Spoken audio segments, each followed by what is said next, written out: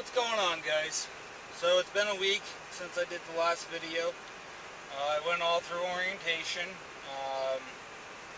First day was pretty good. We did our paperwork. We went and picked out our trailers, decided what trailers we wanted to go with.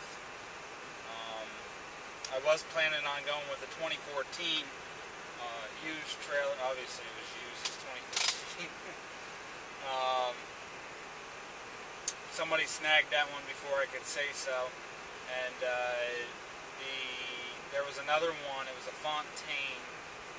I don't remember the year on it, but it had the pop-ups, the chain pull-ups that I really wanted, but I didn't like the rest of the trailer, so I didn't go with it. And since I missed that 2014, which is the same year as my truck, I went ahead and got the brand new one. Same, they pretty much are the same price. That Fontaine was actually a little bit more. The Fontaine was $650 a month.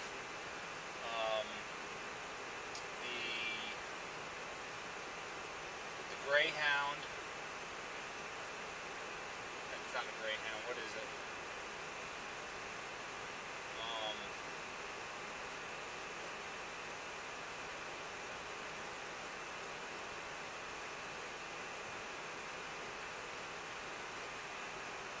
Great Dane. They both got a dog on it.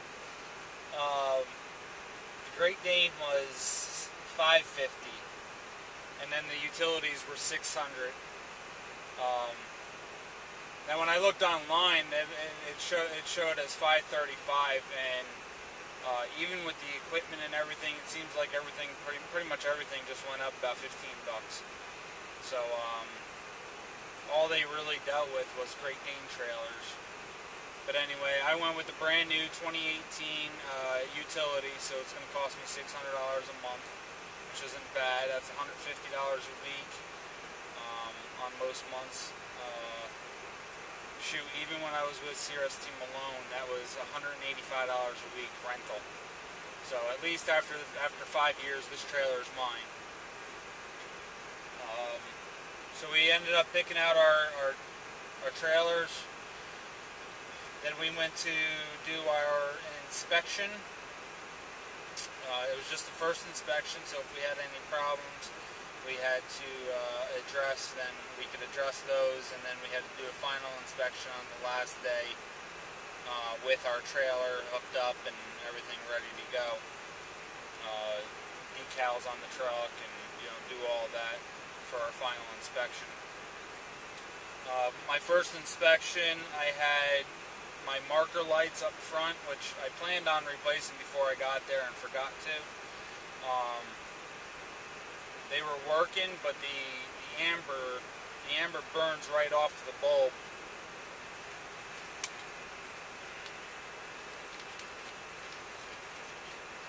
Here's the old one. I'm not sure if you can tell. There's a little bit of amber on it. The amber actually burns right off of it and it turns clear. Which I actually ended up changing it out. These are the old ones. I changed it out and went with the long life bulb. It's part 4157. From my research, 4157 NAK is the best bulb to get. Those are just 4157 NA. Anyway, I had to change those bulbs, and I had an air leak when I pushed on the brake. There's a hose that comes down from the frame. It's only about 2 foot long, and it goes right into the brake chamber. That had a slight air leak in it. I ended up ordering a brand new hose. But the problem was the one end was a female, and this has both male ends. So I took that hose off, and then I realized the problem, and I put the hose back on so I could still move the truck around. And after I put the hose back on, I don't know if you can look and see this. This piece here turns, so it swivels in here.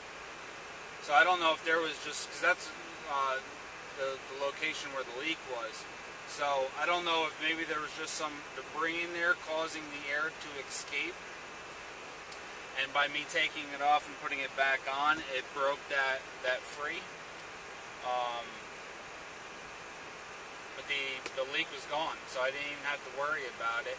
I had that part delivered, so I didn't even have a chance to return it, but it was only $10 anyway, so I'll have it if somebody needs it. But I went for my final inspection, and they didn't even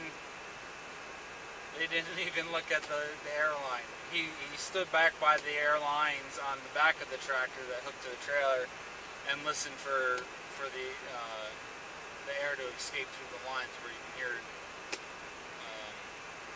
pissing out. That was yesterday that I went and got my final inspection done.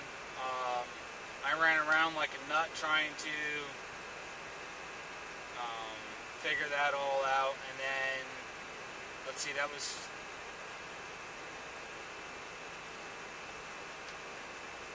Tuesday. Monday we did everything. Tuesday we went in to finish up the orientation class. We got out by noon. Then we had to finish everything else up. I didn't order my decals until Tuesday. They had a free one, but I didn't. I was going to go with the free one, and then I said, you know what, screw it, I'll just get it done now. The ones that you order and have put on for you is $125, which it also includes, I'll show you guys real quick.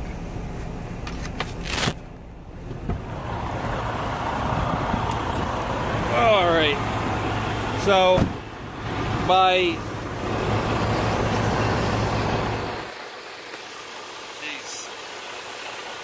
a little bright out here. By me ordering them up, it came with this one here, the fire extinguisher inside.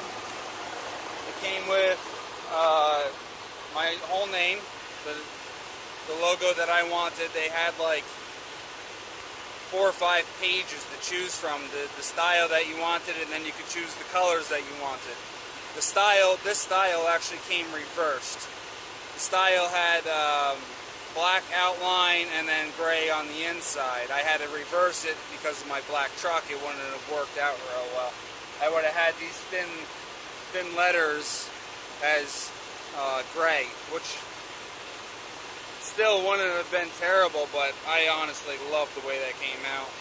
But it also came with the E-log sign, came with my truck number, and then it came with my trailer number.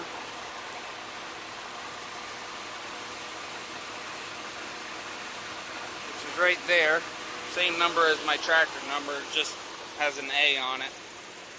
But that's the trailer. That's my first load. I really don't like that they put that big thing on the back, but it's not very heavy. And that's my head. I had to flip this thing around. So there we go. I just pulled the piece out of there. That's why that's open.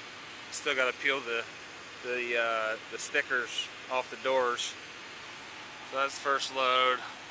It's really light. It's about 6,000 pounds overall. It's plastic pieces for septic tanks. And that's my extremely expensive and pain in the ass freaking headache rack. That headache rack is $1,790. I had to take that pole for the airlines to hang on. I had to take that pole off the back of the tractor, and I got one of the mechanics to lend me his drill so I could drill the holes, and then I got some nuts and bolts off another driver, and then the red electrical cord I didn't have. I had the green pigtail one.